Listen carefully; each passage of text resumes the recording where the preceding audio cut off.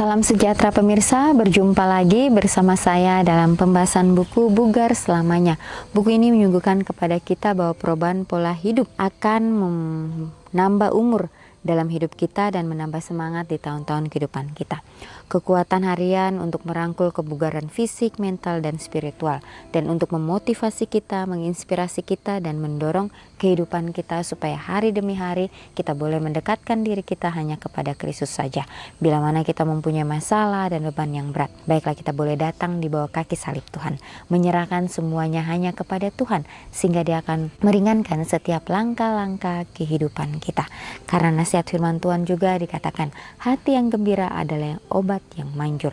Biarlah kita mau menyerahkan kehidupan kita hanya kepada Tuhan saja.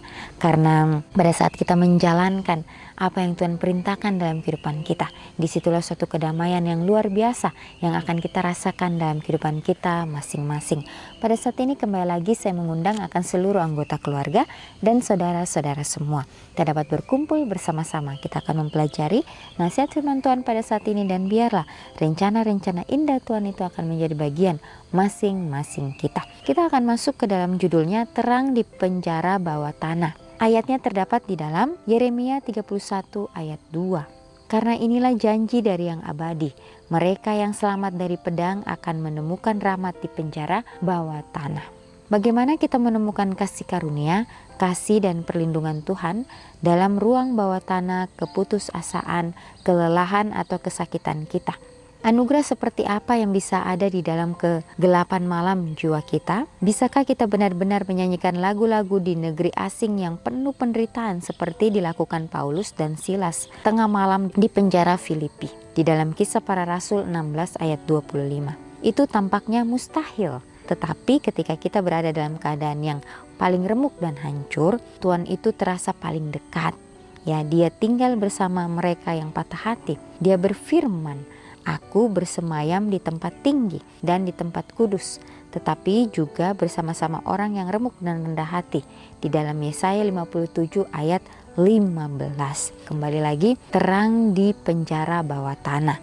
Ya, bagaimana pada saat kita mengalami suatu keadaan yang membuat kita untuk menemukan kasih karunia, tetapi kita berada di suatu tempat yang diasingkan, di tempat yang penuh dengan kejahatan. Ya, dikatakan dalam ruang bawah tanah. Ya, bila kita berada di suatu ruang bawah tanah, ya dengan penuh keputusasaan, kelelahan atau kesakitan kita, ya anugerah seperti apa yang bisa ada di dalam kegelapan malam jiwa kita? Bisakah kita ini benar-benar menyanyikan lagu-lagu dengan penderitaan yang kita alami? Tetapi kembali lagi di dalam firman Tuhan di Kisah Para Rasul 16 ayat 25, ya bagaimana Paulus dan Silas pada tengah malam yang mereka berada di penjara Filipi. Jadi katakan itu tampaknya mustahil, tetapi pada saat kita berada dalam keadaan yang paling remuk dan hancur, Tuhan terasa paling dekat. Dia tinggal bersama dengan kita dalam kepatah hatian kita.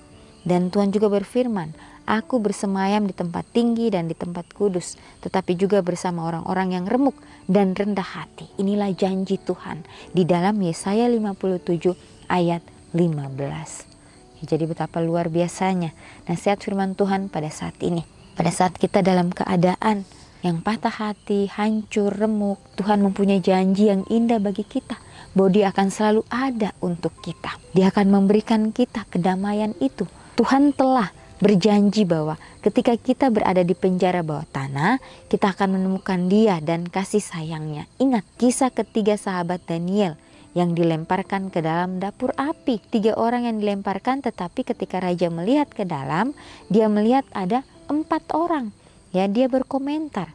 Yang keempat itu rupanya seperti anak dewa di dalam Daniel 3 ayat 25. Mengapa? Karena itu adalah Tuhan. Ya, jadi pada saat kita berada di situasi yang tersulit sekalipun, kita harus mengingat tokoh-tokoh yang ada di Alkitab. Ya, sehingga kita dapat merasakan bagaimana kasih Tuhan itu selalu ada untuk kita. Ya, sebagaimana 3 orang ini yang dilemparkan di dalam dapur api. Pada saat mereka dilemparkan ke dalam dapur api, ya mereka ada 3 orang. Tetapi pada saat itu, ya raja melihat ada 4 orang. Kemudian raja berkomentar, yang keempat itu rupanya seperti anak dewa. Karena itu adalah Tuhan sendiri yang selalu melindungi mereka. Jadi kepercayaan mereka kepada Tuhan, mereka rasakan di dalam kehidupan mereka. Sehingga mereka pun dapat melihat bagaimana karya Tuhan itu. Bagaimana pimpinan Tuhan terhadap 3 orang ini, yaitu Sadrak, Mesak, dan Abednego. Tuhan berfirman, aku akan mengubah kesedihan mereka menjadi kegembiraan, dan aku akan menghibur mereka dan buat mereka bersuka cita. Sebab pembuangan mereka dan segala kesengsaraannya sudah berlalu. Di dalam Yeremia 31 ayat 13. Kita mengeluh atas keadaan kita. Kita pikir tidak mungkin untuk menjalani kehidupan yang beriman dalam lingkungan dan situasi yang mengimpit hati kita. Tetapi tidak terjadi dengan Sadrak, Mesak, dan Abednego. Pada saat mereka berada di situasi yang mengimpit hati mereka, mereka tetap percaya kepada Tuhan. Karena mereka sudah mendapatkan pelajaran-pelajaran firman Tuhan itu sejak dini. Sehingga mereka boleh bertumbuh menjadi anak-anak yang takut akan Tuhan. Seringkali dikatakan kita mengeluh atas keadaan kita. Kita pikir kita tidak mungkin untuk menjalani kehidupan yang beriman dalam lingkungan yang mengimpit hati kita. Tetapi Tuhan akan memampukan kita kalau kita mau. Namun rasa frustasi bisa membuahkan hasil dan penolakan bisa menjadi hal yang bermanfaat. Corrie ten Boom menemukan rahmat di penjara bawah tanahnya. Dia membagikan kengerian ketika dia dan saudara perempuannya, Betsy, dipenjarakan dalam kamp konsentrasi Nazi Ravensbrück. Dalam bukunya The Hiding Place, Corrie berhasil selamat dari kamp tersebut, penjara bawah tanah pribadinya yang mengerikan, dan menemukan kekuatan dan rahmat untuk memberikan hiburan, pengharapan bagi jutaan orang di seluruh dunia. Jadi ini yang juga yang dialami oleh Corrie dan saudara perempuannya itu Betsy. Terlepas dari apa yang mungkin terjadi kepada kita, kita tidak punya alasan untuk merana di ruang bawah tanah kita. Segala sesuatu adalah mungkin bagi Tuhan. Bahkan ketenangan di tengah situasi tanpa harapan. Secara manusiawi, bagaimana itu mungkin? Latihan persiapan melawan pengalaman penjara bawah tanah harus dilakukan sebelumnya. Saat kita berada dalam terang, dalam doa, dan mempelajari firman Tuhan yang berharga. Seseorang tidak belajar berenang ketika dia tenggelam. Dan jangkar harus dipersiapkan sebelum badai. Jadi inilah persiapan-persiapan yang harus kita lakukan sebelum semuanya itu datang. Bagaimana orang-orang ini, tokoh-tokoh Alkitab yang melalui Paulus dan Silas dan juga 3 sahabat ini, yaitu Sadrak, Mesak, dan Abednego, yang mereka mengalami situasi yang sulit dalam kehidupan mereka. Tetapi mereka percaya bahwa Tuhan akan memimpin mereka dalam situasi yang tersulit sekalipun. Pada saat mereka mempertahankan iman mereka, Tuhan turut campur tangan. Tuhan datang untuk melindungi mereka langsung di dalam apapun yang terjadi dalam kehidupan mereka. Begitu pula dikatakan dengan Corrie dan Betsy ini. Bagaimana mereka juga berada di situasi yang sulit dalam kehidupan mereka. Mereka berada di penjara bawah tanah yang sangat mengerikan. Tapi di sini Corrie berhasil selamat dari kamp tersebut, penjara bawah tanah pribadinya yang mengerikan, dan menemukan kekuatan dan rahmat untuk memberikan hiburan, pengharapan bagi jutaan orang di seluruh dunia. Jadi dia menjadi inspirasi bagi setiap orang. Oleh karena dia dapat bertahan, dia dapat menjalani semuanya itu. Jadi pelajaran yang sungguh indah pada saat ini kembali lagi yang memberikan kita suatu semangat yang baru untuk kita mau terus menjalani kehidupan kita hari demi hari. Apapun yang terjadi, biarlah kita mau menyerahkan semuanya itu hanya kepada Tuhan saja. Terlepas dari apa yang mungkin terjadi kepada kita, kita tidak punya alasan untuk merana di bawah ruang bawah tanah. Segala sesuatu adalah mungkin bagi Tuhan.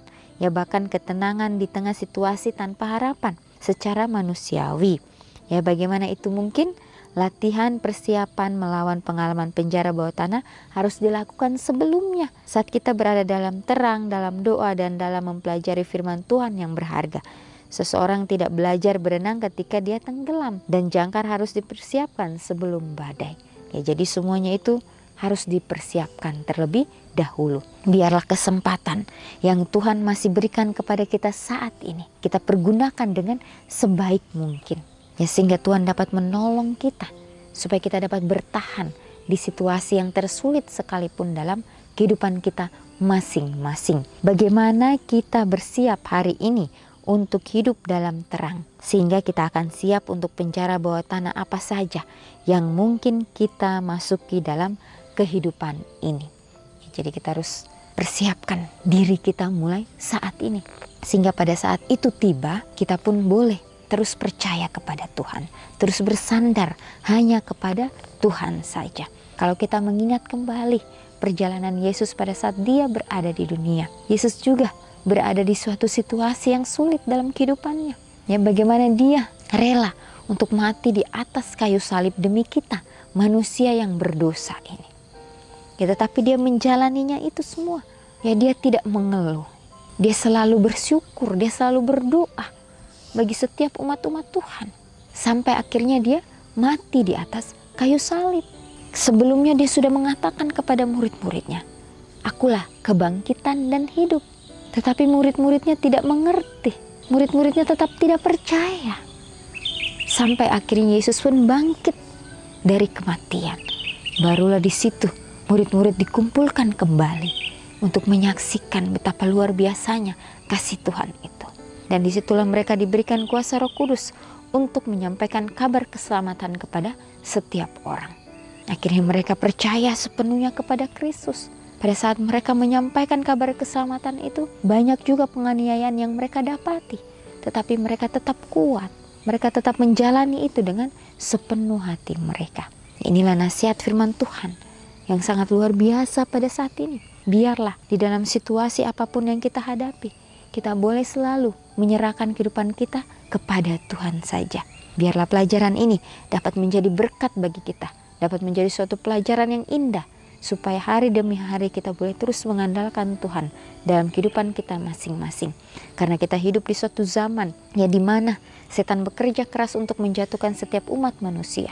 Tapi biarlah kita boleh mempunyai keyakinan bahwa Tuhan akan selalu bersama-sama dengan kita untuk menolong kita, untuk memberikan kita kesanggupan, kekuatan untuk menjalani kehidupan kita masing-masing. Inilah nasihat firman Tuhan pada saat ini. Kita akan berjumpa lagi di kesempatan yang berikutnya dan Tuhan memberkati.